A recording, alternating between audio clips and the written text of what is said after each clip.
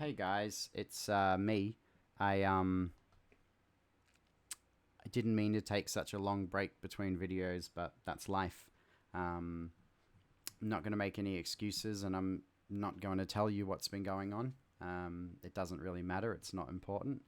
But anyway, I've had some time to make a video, and I really had this sort of motivation to do so. Um, Recently, in a few different writing groups and websites, etc., I've seen people uh, sort of talking about how much they wish they could write or want to write, but they're too scared to do so, or they don't want to share what they're working on for fear of critique. And I've seen some prominent people in the writing world, specifically in the comic world. I'm looking at you, EJ, who can't handle criticism at all. And it got me thinking, like, who cares?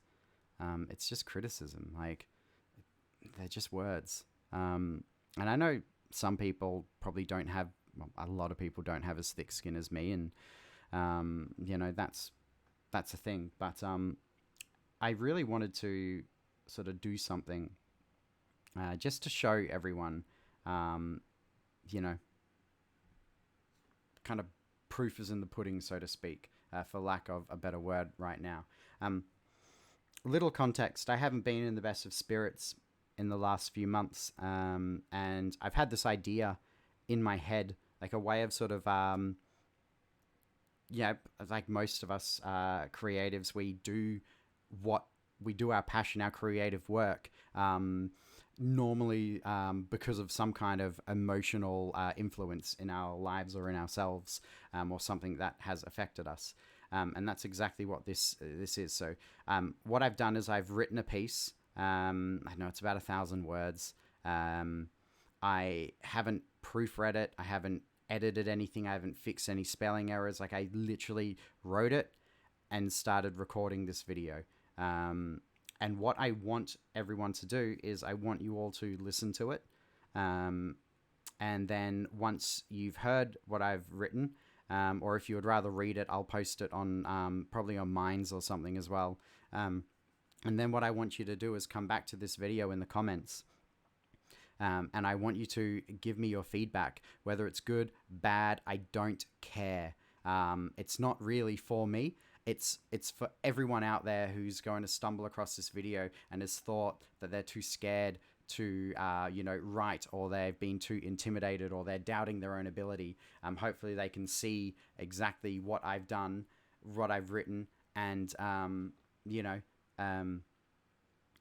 the comments down below, and just see just how silly it is. Worst case scenario, I get some feedback on something, and feedback is just a way to improve and learn more about yourself as a creative. So yeah, this is a personal piece for me. It's by no means real, but this is a way of me sort of taking some of the emotions I felt recently and kind of mixing them up and creating something with them.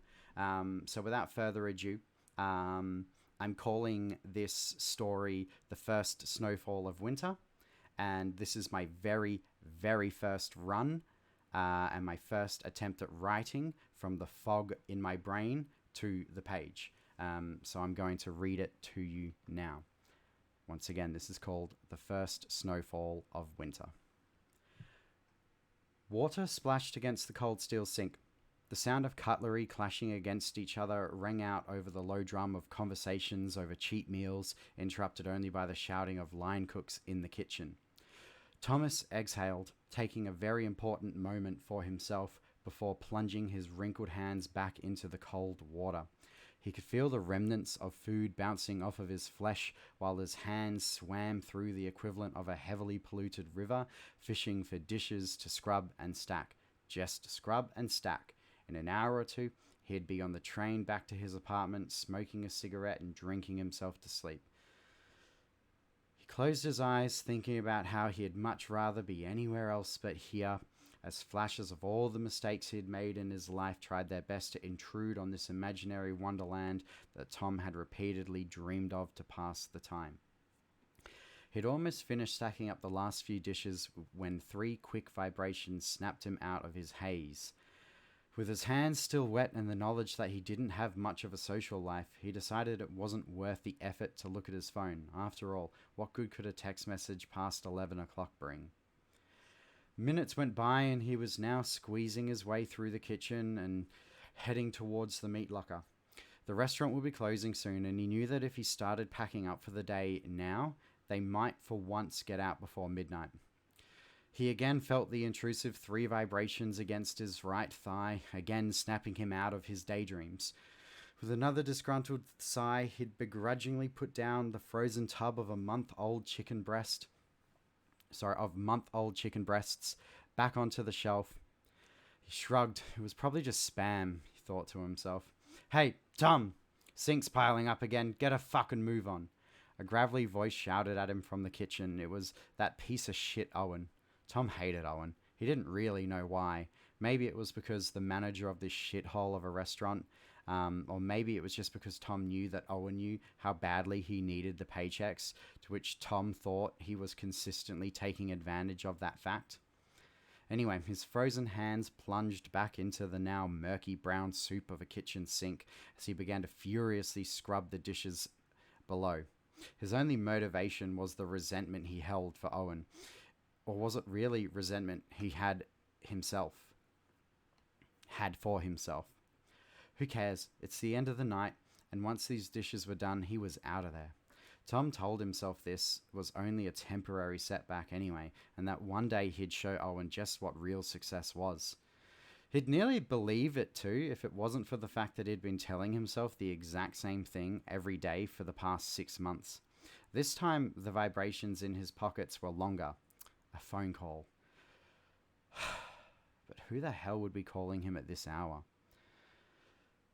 And Tom began to grow more frustrated at these interruptions. Just piss off. You've clearly got the wrong number. He knew he didn't have any friends and he hadn't seen his family in about 10 years. The phone continued to ring, which left Tom no choice but to stop what he was doing and just see what this caller wanted. He reached out for the damp towel, which hadn't been changed since he started his job at this dive of a restaurant. In fact, maybe even longer than that. And despite the fact that the towel was damp from 20-odd pairs of hands also using it that night, it still somehow felt rough like sandpaper against his skin. He quickly glanced around the room to make sure that nobody could see him before he reached into his pocket and pulled out the phone. He knew it would be nothing. However, Tom's frustrations often got the better of his decision-making skills. Tom, the fuck do you think you're doing? The gravelled cunt of a voice rang out from nowhere, too close for Tom's comfort and startling him, causing the phone to now tumble down a staircase of fumbling hands before making an almost comedic plonk into the soupy debris of a few hundred hungry people. Fuck! Owen chuckled low, thinking Tom couldn't hear him before he began a rant that would bring the older man so much satisfaction. Did I just catch you fucking around on your phone while the rest of us are busting our asses off? For fuck's sake, Tom. You see what happens when a good man like myself, full of kindness for losers like you, decides to take a risk and let us stray in? I mean, do you have any fucking respect for me and just what I've done for you? Tom was trying his best to interject and explain himself, but he couldn't utter out more than a few empty syllables between the rants of his boss, before he just gave up and turned his attention on locating his phone. As he reached in to pull it out, his hand felt something rough pull against the wet, waterlogged, spongy skin. A few milliseconds later, he felt the sting register in his brain. He whipped his hand out of the dirty sink water, flinging debris across the room, splashing it all over the pissed off face of his boss, Owen, who was still mid-rant. Oh, for fuck's sake, Tom screamed. He didn't know what to do first, check the cut in his hand or see if his phone was still operational, before he noticed Owen marching his way closer to him, his skin now red. His hair was dripping with the sink water and there was an assortment of half-chewed bits of food scattered across his face and shirt. "That's it. Grab your shit and get the fuck out of here. You're fired." Tom found himself out in the cold, wondering just how he was supposed to get home. He had no phone, no money, and he didn't have a bus pass. He desperately wanted to rub his hands for warmth as well, but he was all too conscious of the fresh cut that he had on the side of that right hand, and he didn't want it to start bleeding again. So instead he just stuffed them into his pockets and again wished he could be anywhere else but here. The walk back to his apartment would take the better part of an hour, and his only comfort would be the familiar sound of police sirens echoing through the streets, the litter tumbling in the wind against the footpath, and the sound of people shouting at each other from alleyways and buildings. At least the walk home would allow those intrusive memories of his to creep their way back into his mind, reminding him again of all the mistakes that he had made and of all the people he had rather forget that had led him exactly to this moment in his miserable life. He was 28 years old, had no friends, no money, shared an apartment with a 42-year-old fly-out worker who was only home for 1 week out of every 6. After about 40 miserable minutes of trudging his way through the dark, cold streets, he could finally see the comforting single amber porch light of his apartment complex flickering in the distance, to which there was also a strange silhouetted shadow beneath. He paused for a moment, giving himself time to think and assess the danger, before realizing that the threat of being mugged was almost comically pointless, given the fact that the only thing he could offer to anyone would be the clothes on his back and a waterlogged phone that didn't work. He didn't even have a key to the apartment on account of the fact that the locks didn't work in the first place.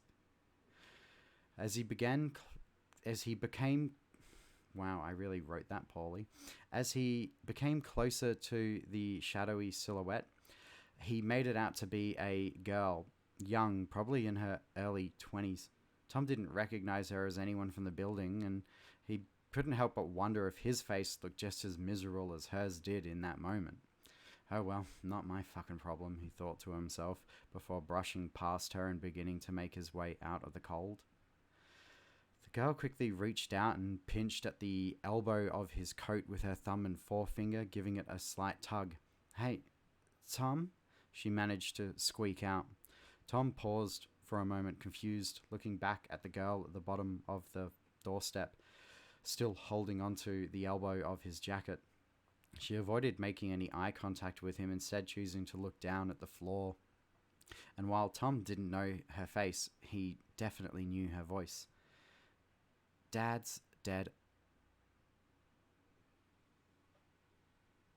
And so there you have it. That's the sort of first iteration of a story that in my head is called The First Snowfall of Winter. I hope you guys enjoyed it. If you didn't enjoy it, I don't really care. It's a first pass. It means literally nothing. But please give me your feedback in the comments. Positive, negative, don't hold back. Just be, first thing that comes to mind, write it. I don't really care. But I do appreciate you taking the time to do so. And like I said, hopefully this allows some people out there who are maybe a little bit timid about their work to just go out there and do it. Like, look at me right now. What's the worst that could happen? Absolutely nothing. The worst case scenario is life goes on.